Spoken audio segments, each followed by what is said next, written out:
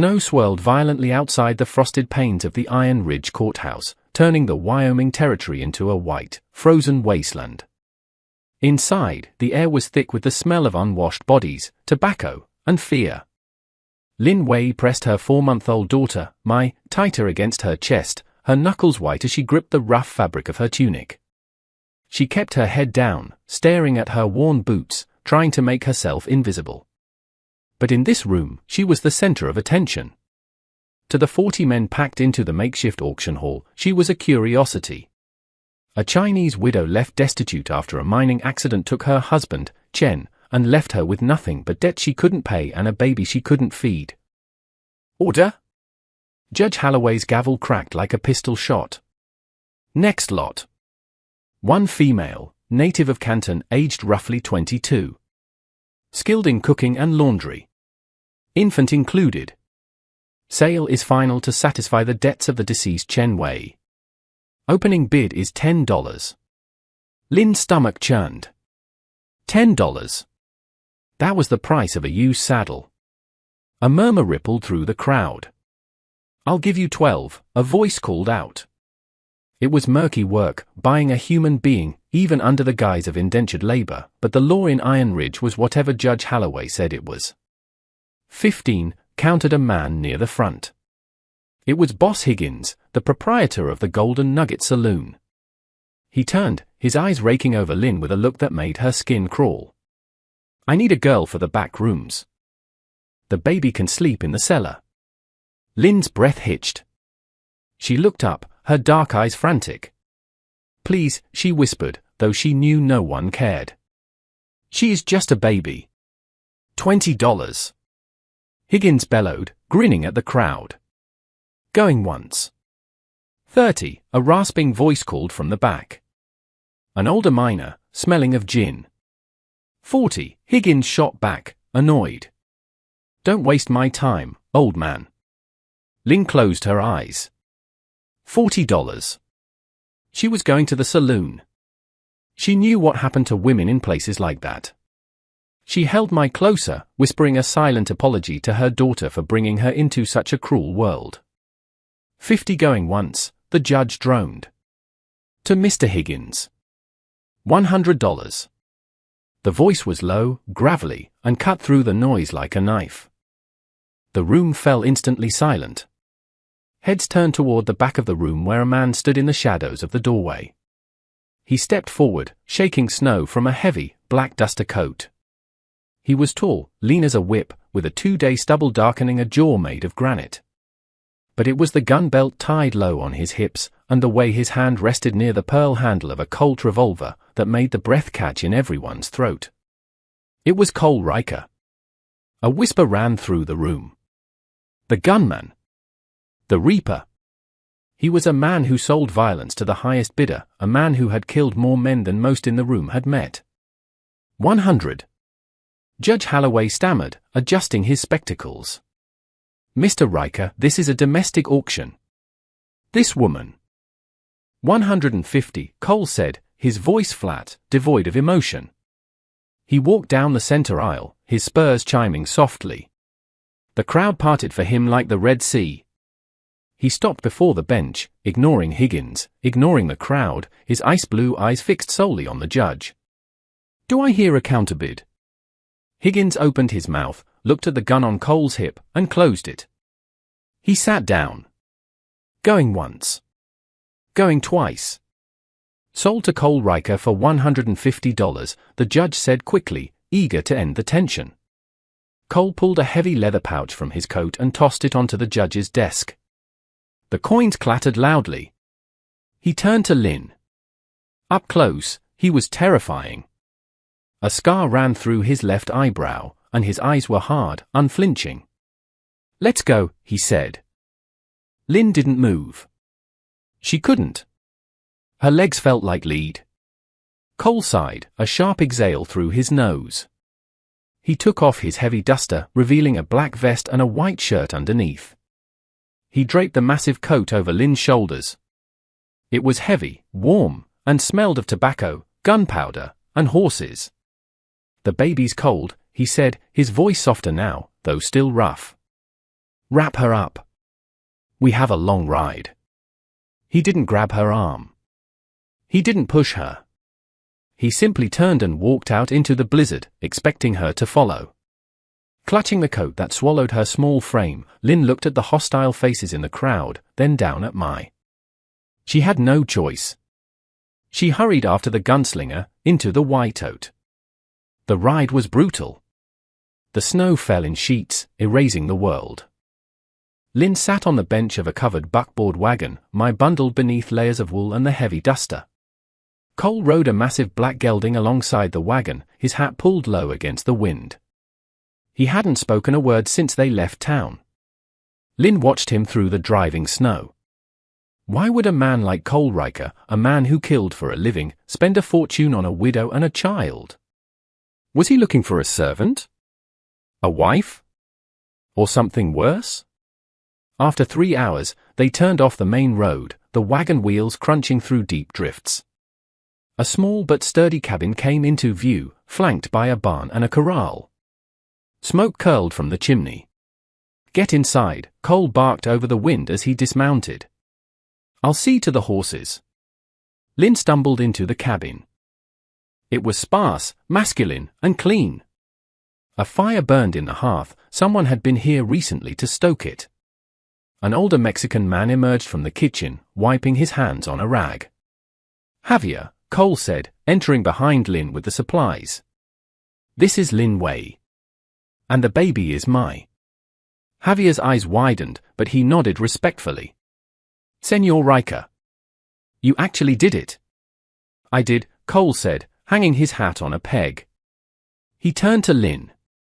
"Javier helps me with the horses. He stays in the bunkhouse. You and the girl take the bedroom. I'll sleep out here." Lynn stood by the fire, shivering. "Why?" she asked, her voice trembling. "Why did you buy us?" Cole paused, his back to her.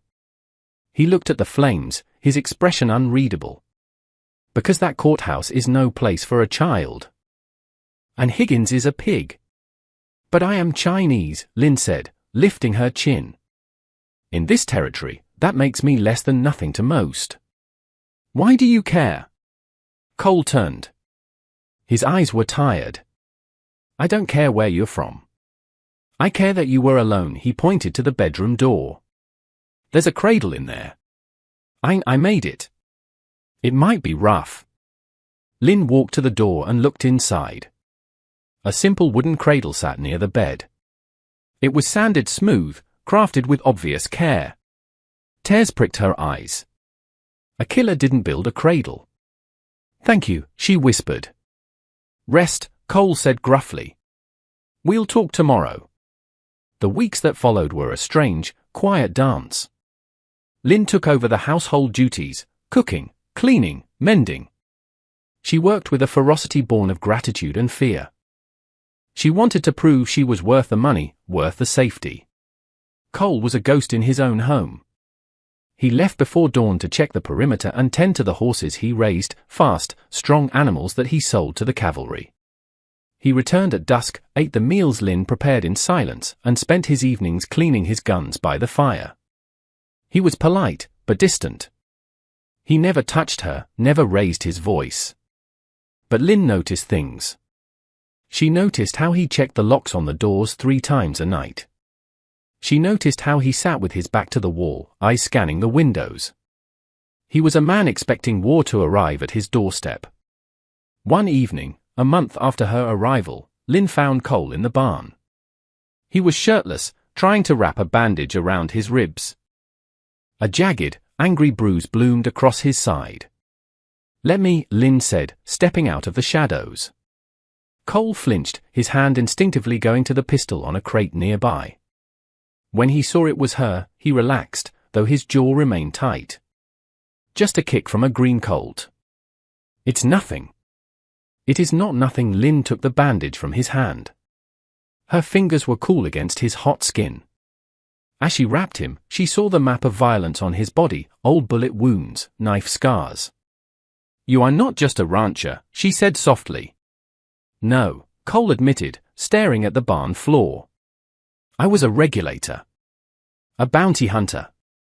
I did bad things for money, Lynn. Things that stain a soul. And now? Now I'm trying to be something else. He looked at her, and for the first time, his guard dropped. Years ago, I was hired to protect a family. A widow and her son. I failed. They died because I wasn't fast enough. When I heard about the auction, when I saw you holding that baby, you saw a chance to save them, Lynn finished. I saw a chance to save myself, Cole corrected. Selfish. It is not selfish to save a life, Lynn said firmly. She tied the bandage and stepped back. You are a good man, Cole Riker. Whether you believe it or not. Cole looked at her, and the air between them shifted. It wasn't just gratitude anymore. It was recognition.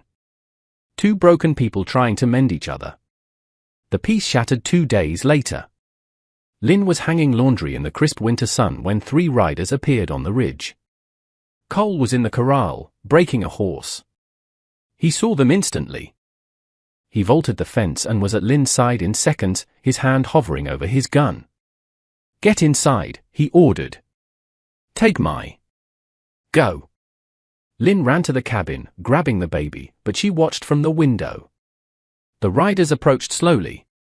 The leader was a man Lynn recognized, Bartholomew Gantry. He was a wealthy landowner from Iron Ridge, a man who owned half the town and the sheriff. He was flanked by 2 hired guns. Riker! Gantry shouted, reining in his horse. You're a hard man to find. I wasn't hiding, Cole said, standing in the yard, his stance wide and relaxed. What do you want, Gantry? I want what's mine, Gantry smiled, a cruel twisting of lips. Harold Chen owed me $300 for mining equipment before the tunnel collapsed. He died intestate. By law, his assets cover his debts. That includes his household. I bought his widow at public auction, Cole said, his voice dropping an octave. Debt paid. You paid the court fees, Gantry corrected. But I have a lien that predates the auction. Judge Holloway made a mistake. He didn't check the records. I have a writ here for the repossession of the estate's assets. That means the woman. Cole spat into the snow. She's not a wagon, Gantry. She's a person. She's a distinct asset, Gantry sneered. And she's worth a lot more than $300 to the railroad crews. Now, hand her over, or pay the debt plus interest. $500. I don't have $500, Cole said. Then I take the girl. Gantry signaled his men. They moved their hands to their coats. In a blur of motion, Cole drew. 2 shots rang out, cracking the frozen air. Gantry's men yelled as their hats were blown clean off their heads. They hadn't even cleared leather. Next ones go between the eyes, Cole said. Smoke curled from the barrel of his Colt. Get off my land. Gantry's face went pale, then red with rage. He wheeled his horse around. You're making a mistake, Gunslinger. I'll be back with the sheriff. You can't shoot the law. You have until tomorrow noon. They rode off, snow kicking up behind them. Cole holstered his gun, his hands shaking slightly. He turned and strode into the house. Lynn was standing by the table, clutching her leg. They will come back, Lynn said, her voice steady despite her fear. I know, Cole said. He began pacing. I have about 200 saved. It's not enough. We can run, Lynn suggested. In this weather? With a baby? You'd freeze before we hit the pass. Cole slammed his hand on the table. Gantry owns the sheriff. If they come back with a warrant, and I shoot them, I hang. And you go to Gantry anyway. He looked at her, desperation in his eyes. I promised I'd keep you safe. I swore it. Lynn looked at this man, this dangerous, violent man who had treated her with nothing but honor. She thought of Chen, her gentle husband, and how the world had crushed him. She realized that to survive in this land, she needed more than gentleness. She needed iron. There is a way, Lynn said quietly. Cole stopped pacing. What? The law says a husband's debts pass to his widow's estate, Lynn said, recalling the bitter lessons of the last few months. But if I am no longer Chen's widow? If I belong to another family? The claim is void against me personally. Cole stared at her. Lynn. Marry me, she said. The silence in the cabin was deafening. The fire crackled. Lynn, you don't know what you're saying, Cole said softly. I'm a killer. I'm a man with a price on his head in 3 states. You deserve a good life. A gentle life. I deserve a safe life, Lynn countered. She stepped closer to him. You said you would be a protector. Be a husband. Be a father to my. If we are married, legally, before Gantry returns, his claim on Chen's asset is challenged. I become Lynn Riker. My debts become your debts, yes, but they cannot repossess a wife like a piece of furniture. It's dangerous, Cole said, though his eyes were searching hers. If we do this, there is no going back. You are tied to me. To my name. To my enemies. I am already tied to you, Lynn whispered. You bought my life in the snow.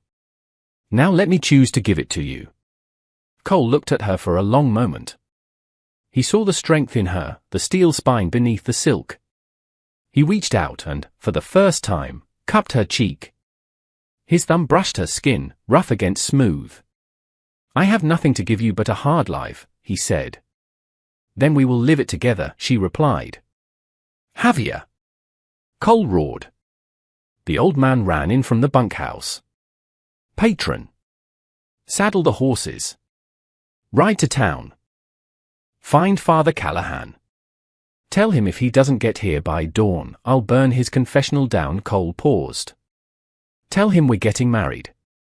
The ceremony took place by the light of the fireplace as the first grey light of dawn touched the snow. Father Callahan, a nervous man who knew better than to argue with Cole Riker, performed the rites.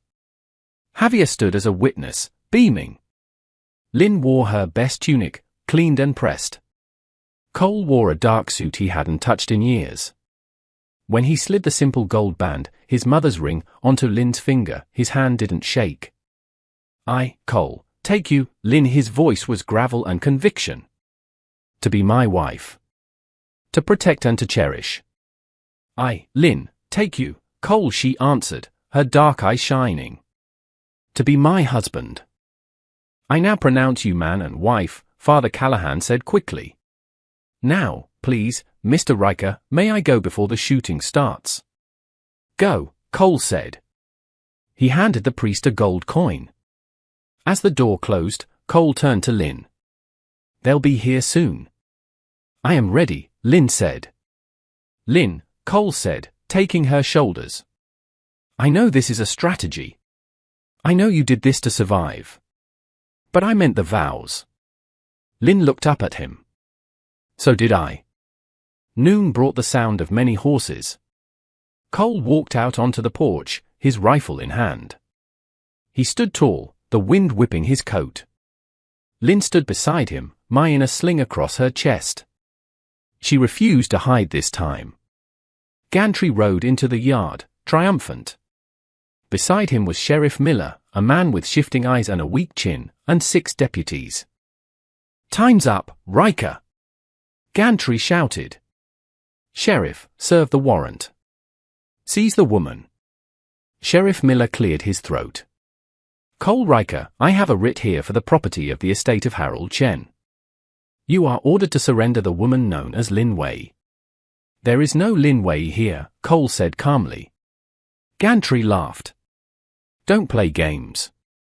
She's standing right next to you. This is Lynn Riker, Cole said. My wife. Silence fell over the yard. The wind howled through the pines. Bullshit, Gantry spat. He's lying. Show them, Lynn, Cole said. Lynn raised her left hand. The gold ring caught the sunlight. We were married this morning, Sheriff. Father Callahan performed the rites. The certificate is on the table inside. Cole stepped forward, his eyes locking onto the sheriff's. You know the law, Miller. A wife is not a chattel to be seized for a dead man's debt. Her status has changed. She is under my protection, legally and morally. It's a trick! Gantry screamed, his face turning purple. He did it to cheat me. Arrest him. Kill him. I wouldn't do that, Cole said, his voice dropping to that terrifying, flat tone. He racked the lever of his Winchester rifle. Because if a single hand touches my wife, I will kill every man standing in this yard. And I will start with you, Gantry. The deputies shifted uneasily. They looked at Cole, the legend, the killer, and then at Gantry. They were paid to evict squatters, not to die in a shootout with the Reaper. Sheriff, Cole continued, you can try to enforce a civil writ on a married woman, which will get thrown out by a circuit judge in a month. Or you can turn around and ride away. But if you draw that gun, make your peace with God. Sheriff Miller looked at Gantry, then at Cole's unblinking stare. He looked at Lynn, who stood proud and unafraid. The writ specifies Lynn Way, the sheriff muttered. If she's married. It complicates the jurisdiction. I can't seize a man's wife without a federal order. You coward! Gantry shrieked. I pay your salary. I ain't paid enough to die, Mr. Gantry, the sheriff said. He tipped his hat to Cole. Mr. Riker. Mrs. Riker. Good day. You get back here. Gantry screamed as the sheriff turned his horse. Cole shifted his aim to Gantry's chest. Looks like you're out of friends, Bartholomew. Now, get off my land. And if I ever see you near my family again, I won't wait for a warrant. Gantry stared at the black bore of the rifle. He saw the death in Cole's eyes. With a snarl of impotent rage, he spurred his horse and galloped away, snow flying in his wake. Cole watched them go until they were just specks against the white mountains. Only then did he lower the rifle. He let out a long breath and turned to Lynn. It's over, he said. For now, Lynn said. But we are safe. She looked at him, really looked at him. The man who had bought her to save her, the man who had married her to protect her. Thank you, she said. Husband. Cole smiled, a rare, genuine expression that transformed his harsh face. Let's go inside, wife. It's cold. Years passed, and the snows of that terrible winter melted into the green of spring. The Riker ranch flourished. They raised horses that were the envy of the territory. Mai grew up calling Cole Barber. She learned to ride before she could read, sitting tall in the saddle in front of the former gunslinger who treated her like a princess. And the marriage that began as a desperate strategy became something else entirely. It was found in the quiet moments, Cole brushing Lynn's hair by the firelight, Lynn mending Cole's shirts with intricate embroidery, the two of them sitting on the porch watching the sun set over the mountains they claimed together. One evening, 5 years later, they sat on that porch. A young boy, their son Thomas, chased Mai through the tall grass. Cole took Lynn's hand. His knuckles were scarred, but his grip was gentle. You know, Cole said, watching the children. I used to think my life was over before I walked into that courthouse. I thought I was just waiting to die. Lynn squeezed his hand. And I thought I was already dead. I made a promise that day, Cole said quietly. To be father and husband both. I didn't know then how much I would need it. How much I would need you. We saved each other, Lynn said, resting her head on his shoulder. The sun dipped below the horizon, painting the sky in shades of violet and gold. The gunslinger and the widow sat in the silence, no longer afraid of the winter, for they had built a fire that would never go out.